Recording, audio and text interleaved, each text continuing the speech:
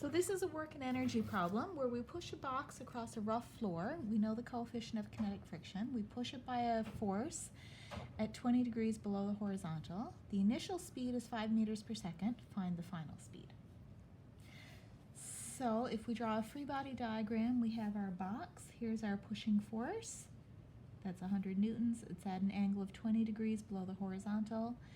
The floor holds it up. There's a normal force. The earth pulls it down. There's the weight force. And the kinetic friction tends to slow it down. There's the kinetic friction force. So for this problem, we're going to apply the work kinetic energy theory, which says that the net work done equals the change in kinetic energy, or the final kinetic, take away the initial kinetic.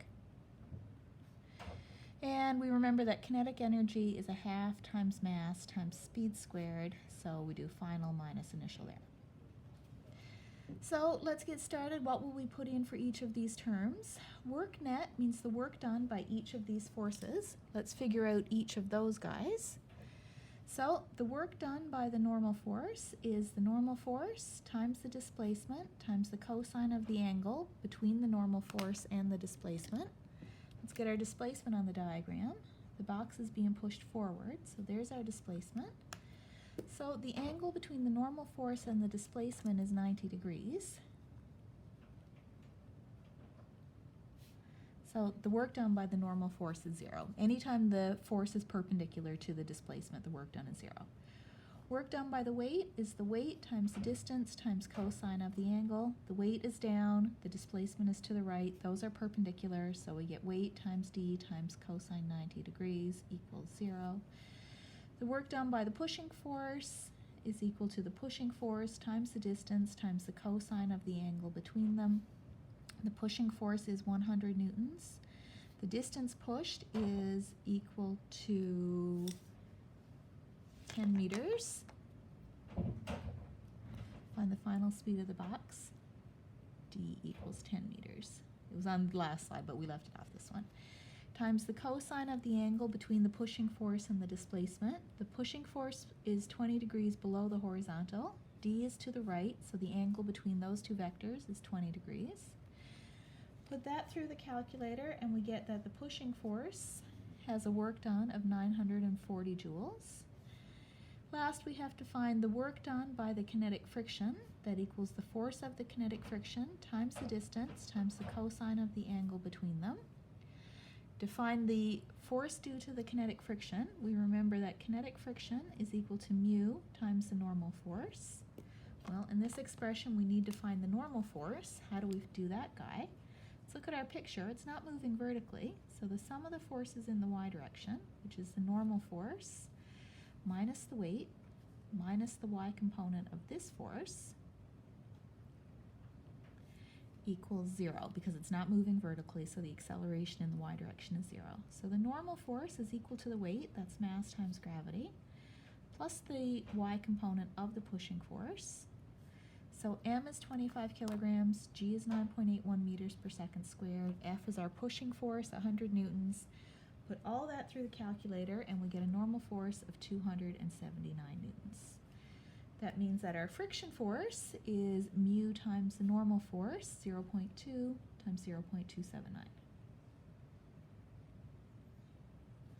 So we can put this in for our friction force, times our distance of 10 meters, times the cosine of the angle between the friction and the displacement. Those are exactly opposite. That angle is 180 degrees. Put that through the calculator and we get that the friction force does a work of negative 559 joules. Negative work is okay. It means the force and the displacement are opposite, and that force tends to slow down our object. To find our net work, we add these guys up. W net equals the work done by the normal force plus the work done by the weight plus the work done by the pushing force plus the work done by the force due to friction.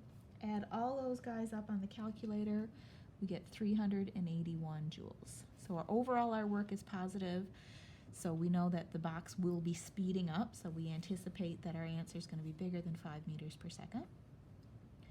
The initial speed of the box is 5 meters per second, so V initial is 5. 5 meters per second. So we can find our K initial, which is 1/2 times the mass times V initial squared, 1/2 times 25 kilograms times 5 meters per second squared. Do that one in the calculator. That initial kinetic energy is 312.5 joules. Okay, so now we can put it together. We know the mass, we'll be able to solve for the final velocity. So our net work is 381 joules equals our final kinetic energy, 1/2 times the mass times V final squared. Take away our initial kinetic energy, 312.5 joules. The only thing we don't know here is VF, so we can solve for that guy. We'll bring this to the other side.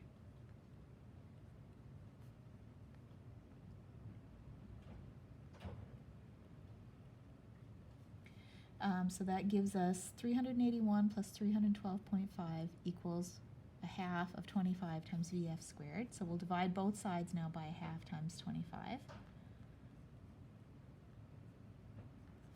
That gives us our VF squared. So then our VF is the square root of that guy.